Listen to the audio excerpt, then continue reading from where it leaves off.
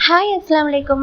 இன்னைக்கு நம்ம resin art சேலஞ்சில் என்ன பார்க்க போகிறோம்னா, நம்ம ஒரு ரெசின் ஆர்ட் பண்ணி முடிச்சதுக்கப்புறமா அந்த ரெசின் ஆர்ட்டை எப்படி நம்ம எக்ஸ்ட்ரா டெக்கரேஷன்ஸ் கொடுக்கலாம் அண்ட் அந்த ஆர்ட் வந்து இன்னும் ஷைனிங்காக இருக்கிறதுக்கு என்னென்ன ஸ்டெப்ஸ் எல்லாம் இருக்குன்றதை பற்றி இந்த வீடியோவில் நம்ம பார்க்க போகிறோம். வீடியோக்குள்ளே போகிறதுக்கு முன்னாடி இந்த வீடியோ ஸ்பான்சர்ட் பை ஜென்ரிவ்யூ.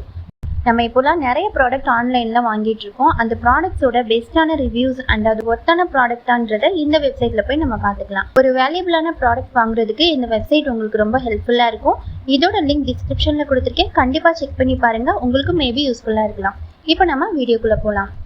நம்ம லாஸ்ட் வீடியோவில் ஆல்ரெடி ஒரு ஃப்ரேம் பற்றி பார்த்துருக்கோம். அந்த ஃப்ரேமை தான் இப்போ நம்ம வந்து எக்ஸ்ட்ரா டெக்கரேட் பண்ணுறது அண்ட் அது மட்டும் இல்லாமல் எப்படி பேக்கேஜ் பண்ணி சேஃபாக சேல் பண்ணுறதுன்னு தான் பார்க்க போகிறோம்.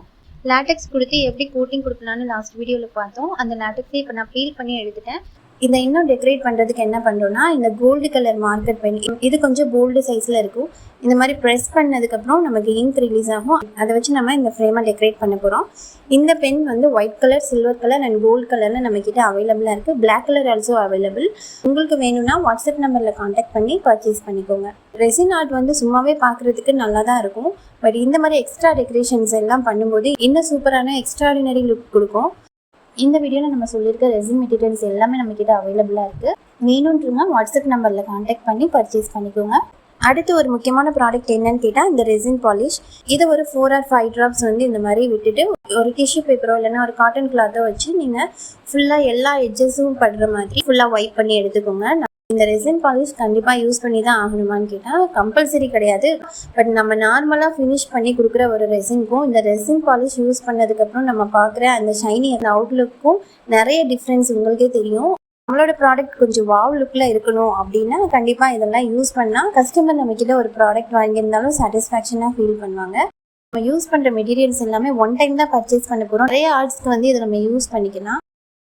ஒரு டைம் பர்ச்சேஸ் பண்ணி வச்சுக்கிட்டாலே ரொம்ப நாளைக்கு யூஸ்ஃபுல்லாக இருக்கும். இதில் நான் அவுட்லைன் கொடுத்ததுக்கு அப்புறமா பாலிஷ் பண்ணியிருக்கேன். பாலிஷ் பண்ணிட்டு கூட அவுட்லைன் கொடுக்கலாம். இதில் இடையில நம்ம ஃபிங்கர் பிரிண்ட்ஸ் அதெல்லாம் வந்து லைட்டாக நல்ல க்யூர் ஆனதுக்கு அப்புறமே தெரிகிற மாதிரி இருக்கும். இந்த பாலிஷ் எல்லாம் நம்ம யூஸ் பண்ணும்போது இன்னும் கொஞ்சம் கிளியர் லுக் கொடுக்கும்.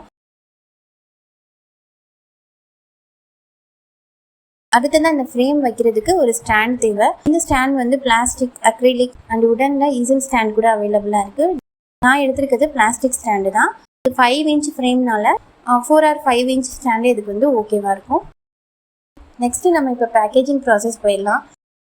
பேக்கேஜ் பண்ணும்போது எல்லாத்துக்கும் ஃபஸ்ட்டு ஒரு டவுட் இருக்கும். எனக்கு இருந்துச்சு, இந்த மாதிரி நம்ம எப்படி பேக்கேஜ் பண்ணுறது, சேஃபாக போய் சேரணும் அப்படின்னால நம்ம ஃபஸ்ட்டு டைம் இந்த மாதிரி ஸ்மால் பிஸ்னஸ் பண்ணும்போது நம்ம எக்ஸ்பீரியன்ஸ் இருக்காது எப்படி பண்ணுறதுன்னு. நானும் நிறையா வீடியோஸ் வந்து சர்ச் பண்ணேன்.